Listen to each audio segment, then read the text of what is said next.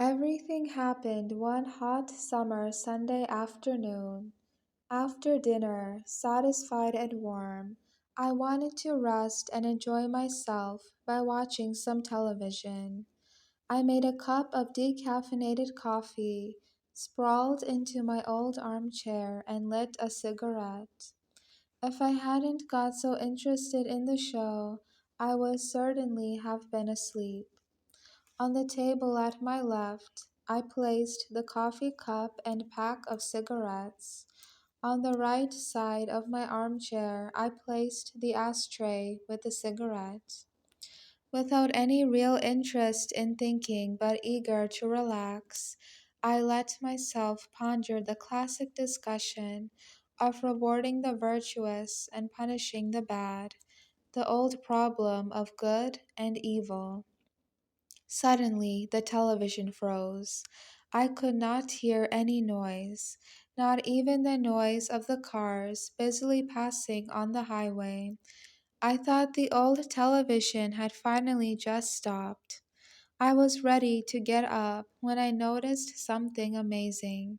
The column of smoke of my cigarette remained motionless as a white hanging ribbon, unable to complete its normal progression. I blew on the smoke, but it didn't move. The sensation that a strange, unsuspected power was controlling me began to worry me. There was absolute silence. Never had I heard a silence so profound. I could not even hear, however hard I strained, the activity of the cook, which had just been bothering me. An intense cold, to which I had always been very susceptible, paralyzed all my joints. It was not the winter cold with which I was familiar, but a very painful and different cold. I believed myself to be the victim of a nightmare, which urged me to wake up. I thought I had positioned myself awkwardly in the chair, and for that reason I was having a bad dream. I attempted to get up again, but my body seemed to be lead. I was barely able to move my hands, which were stuck to the armchair by some mysterious force. I said to myself, I must be sick. But what could make me sick? If only an instant ago I was fine? My preoccupation became amazement and then fear. I was unable to understand what was happening. I began to experience terror and cold when I heard, from the midst of that great silence, a charming feminine voice that was calling my name from the entrance hall. With labored effort and being pushed simultaneously by fear and the desire for company, I hurried to receive her. I don't know how I rose from the chair, nor did I notice at that time that neither the door hinges nor my steps produced their natural but distinctly peculiar noise. Stumbling, I crossed the small patio separating the room from the entrance. My feet felt like two concrete blocks. I found myself at the gate with the most beautiful girl, about 20 years old. She was tall, shapely, with the most beautiful light brown eyes, which were expressive, childlike, limpid, and precious. They radiated an immense happiness. Her lips were small and thin, well shaped and very red without any lipstick. Her cheeks were smooth and pinkish. When she smiled, she had two small, attractive dimples. I ecstatically contemplated her beauty. When she lowered her eyes because of my stare, I could observe her most limpid, singular serenity, exceeding the tender youth of her appearance. She was dressed as is the custom in the middle class. I believe her dress, fine yet simple, was cream colored. I didn't see any jewelry, nor did she need any because her beauty radiated of its own. To see her fortified me. I forgot my prior worries. She was the prettiest girl I ever saw in my life. She possessed that type of beauty that always captivated me. I could not stop admiring her. Succumbing to social conventions, I did not continue looking at her, but I was sure I would discover many other enchantments in her, a finesse in her composure, subtle traces of greater beauty, an infinity of ideals, and lastly, something more than I discovered in my first glance, enchantments which, upon discovery, revived in me the marvelous feeling of that which I had not experienced for many years.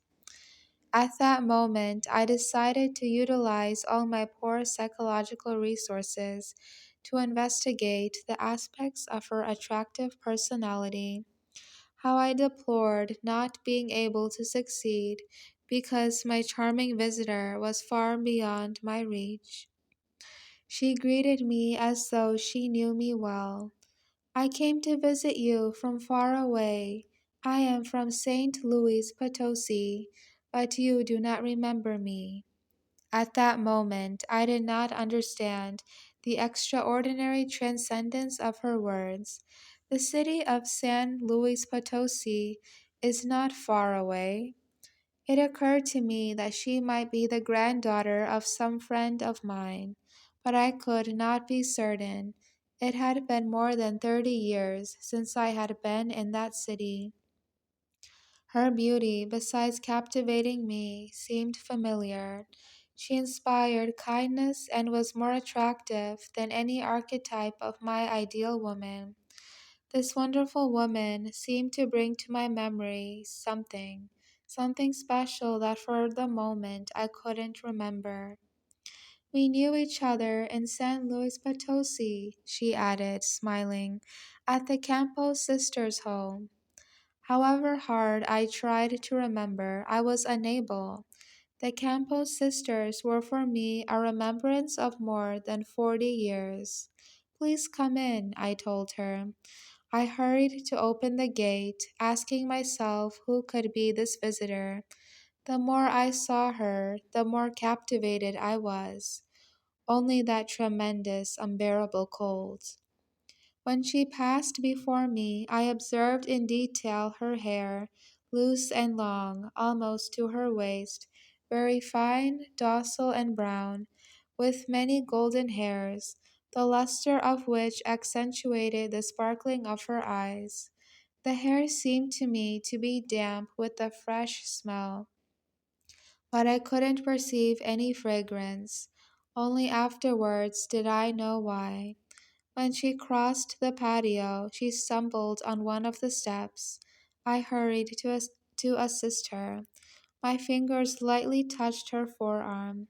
It was delicately firm with very fine golden hair. The slight touch of her skin had a magic effect on me. It produced in me the most pleasant sensation of warmth and vitality. Later, I would be marveled in knowing the cause. We entered the small room. While she was looking at the scarce and antiquated decorations in the living room, I took advantage to study her better. I felt again that old sensation from my childhood, almost forgotten, a pleasant pressure in some part of my chest, which announced, through a pleasant difficulty in breathing, the presence of this beautiful woman. This caused me to laugh, a poor old man in love. Oh, how sad to be in love at a quarter to 12 of life. However, it gave me joy. She was most amiable, loving, and understanding. She had probably already noticed, by the keen insight of adolescence, the profound interest I had in her, and perhaps because of that feeling of extraordinary compassion of a beautiful girl, conscious of the power that her beauty gave her, she gave me gestures of affection. Maybe I should have rejected the compassionate gift, but I didn't.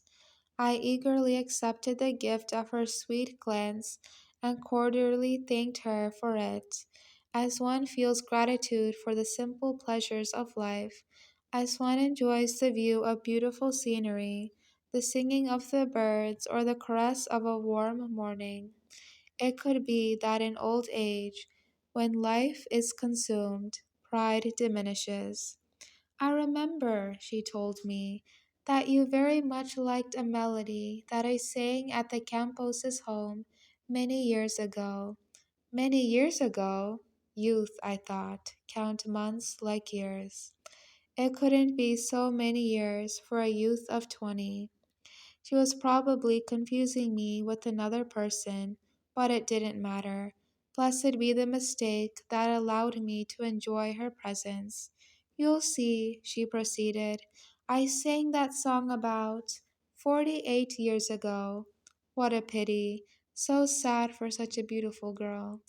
If I could help her. I hope it is only a temporary mental upset. My love for her urged me to accept what she said. After all, who is completely normal in this world? It is said in psychiatry that the boundary between sanity and insanity is not a definite line, but a wider zone which society broadly defines. An insane person is only confined when he behaves in an antisocial manner. In the meantime, I decided to go along with her. I began to tell her something appropriate when she interrupted me. No, I am not insane, she stated with a generous smile, which allowed me to admire her bright, symmetrical, natural teeth. You remembered me in your youth with the nickname Pajarera, because that was the melody I sang 48 years ago at the Campos's home. The song of the Pajarera. Yes, of course, I remember it. It was a romantic melody of long ago. It was tied to my collegiate remembrances with strong emotional overtones. Every time I hear it, something intimate stirs in me and brings to my memory joyful and innocent emotions. When I used to go serenading with my friends, I tipped the band to play the song and filled myself with the charm of its notes. As a child, I remember being at the Campos's home, standing by an upright piano while a lady was playing. A most beautiful lady, about 12 years older than me, was singing the melody of the Pajajera. Only now, I don't know how, the blurred details of this early memory were beginning to clear. The details reappear in the same way the filmy patina is removed from old bronze. Presently, I can visualize with total clarity that image of a beautiful girl who, when she sang, created a commotion in my heart and made flourish in my heart, created a commotion in my being and made flourish in my heart the first sentiments of tempestuous love. And the woman of my remembrance was very similar to my visitor.